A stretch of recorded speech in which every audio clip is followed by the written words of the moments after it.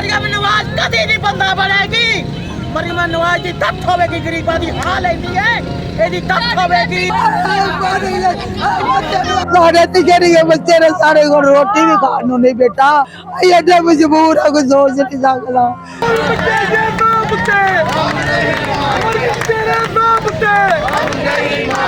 अस्सलाम वालेकुम नाज़रीन, आपका मेज़बान सैयद अली रज़ा आपकी खिदमत में हाजिर है और आप देख रहे हैं डेली पाकिस्तान रंग। मैं इस वक्त मौजूद हूँ गुलशन रावी नाले पर। यहाँ पर अरसा 45 साल से ये बस्ती रिहाइश पजीर थी, जिसे मरियम नवाज साहिबा की तरफ से मस्मार करने के ऑर्डर दिए गए हैं और ये लोग मरियम नवाज साहिबा के इस ऑर्डर के खिलाफ सरापा एहतजाज है। आइए बात करते हैं और जानते हैं इनसे इस वाक़े की डिटेल।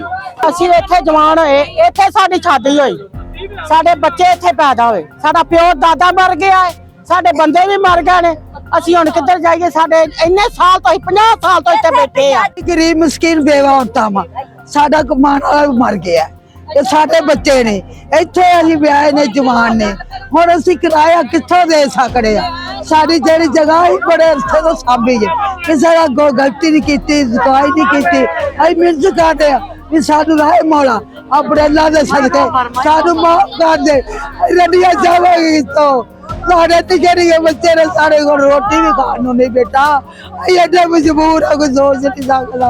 कितने चाहिए बच्चे दसो, भी सानू माफ कर दे, साडा को सहारा बने, सानू को जगह दे देवे कोई माड़ा मोटा। नहीं तो असीं तेरा कित्थे जाइए? किराए नहीं दिते जांदे साडे कोल, रोटी नहीं साडे कोल पूरी हुंदी ते असीं किराए कित्थों देने ने? जनाब सानू इत्थे 50 साल हो चले ने। ਇਹ ਉਦੋਂ ਵਾਸਾ ਦਾ ਦਫ਼ਤਰ ਵੀ ਨਹੀਂ ਸੀ ਬਣਿਆ, ਸਾਰਾ ਮਹੱਲਾ ਇੱਕ ਸੀ। ਇਹ ਜਦੋਂ ਦਫ਼ਤਰ ਬਣਿਆ ਤੇ ਫਿਰ ਉਹ ਨਾਲਾ ਵਿੱਚ ਬਣ ਗਿਆ, ਅਸੀਂ ਇੱਧਰ ਬਹਿ ਗਏ, ਬਸਤੀ ਉਧਰ ਹੋ ਗਈ।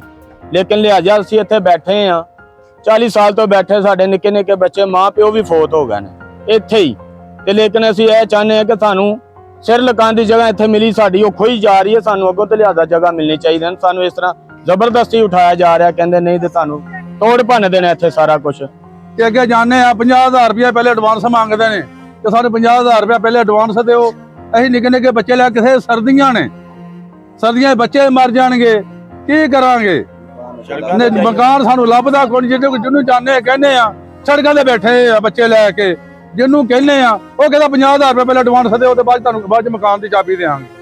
ਅਜੀ ਭੈਣ ਧੀ ਰਾਣੀ ਏ, ਮਿਹਰਬਾਨੀ ਏ, ਅੱਲਾ ਤੈਨੂੰ ਤੰਦਰੁਸਤੀ ਦੇਵੇ, ਸਾਨੂੰ ਮਾਫੀ ਦੇ ਦੇ।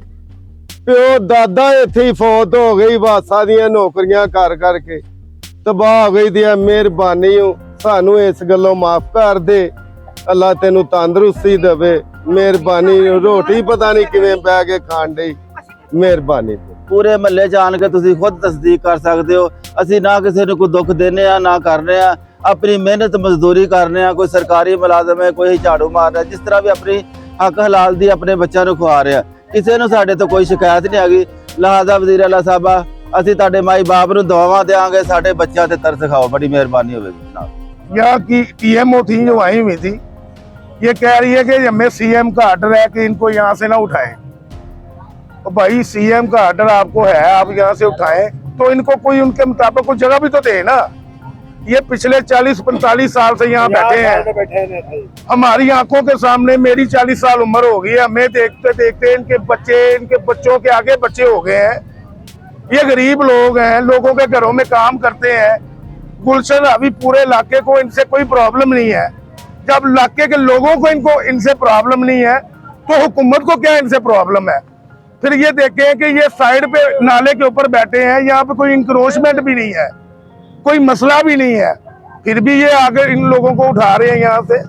तो मैं ये समझता हूँ, मीडिया के तवज्जुह से ये पैगाम भी देना चाहता हूँ सीएम साहब से, मैडम मरियम नवाज साहब, डीसी साहब, कमिश्नर साहब, चीफ सेक्रेटरी साहब से कि खुदा के लिए इनके छोटे छोटे बच्चे हैं, ये गरीब लोग हैं, ये कहाँ जाएंगे आगे? पूरे मुल्क के ये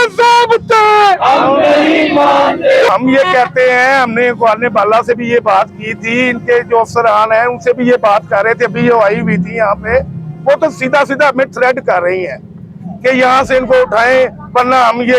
आपको नहीं पता कि पिछले जिन्होंने एहतजाज किए थे उनके साथ क्या हुआ?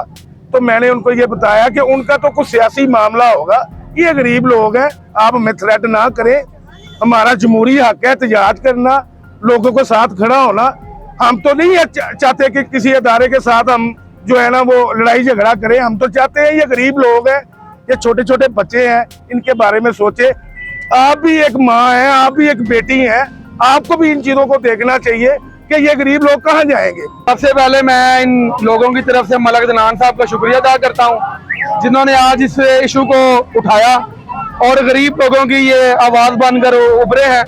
इसके साथ साथ हम दुआ गो भी हैं कि अल्लाह ताला इनको अपने मकासद में एक कामयाब करे जो इन्होंने गरीब लोगों के लिए ये बेड़ा उठाया है। उसके बाद मैं ये सीएम साहब को गुजारिश करना चाहूंगा कि मैडम होश के नाम लें, एसी वाली गाड़ी से नीचे उतरे, एसी वाले कमरे से बाहर उतर के देखें। लोग खुदकुशियां करने पर मजबूर हैं। लोगों के पास एक वक्त का खाना भी नहीं है, लोगों के पास सर छुपाने के लिए छत नहीं है। और मैं अपनी बात को मुख्तसर करते हुए एक गुजारिश करना चाहूंगा कि मरियम नवाज साहिबा इन गरीब लोगों से छत ना छीने। अगर ये कुछ ना कर सके तो चोलियां उठा के आपके लिए बद्दुआ जरूर करेंगी और गरीब की बद्दुआ आसमान तक जाती है। इसलिए इनके ऊपर रहम करें और होश के नाखून लें। शुक्रिया मरियम नवाज साहिबा।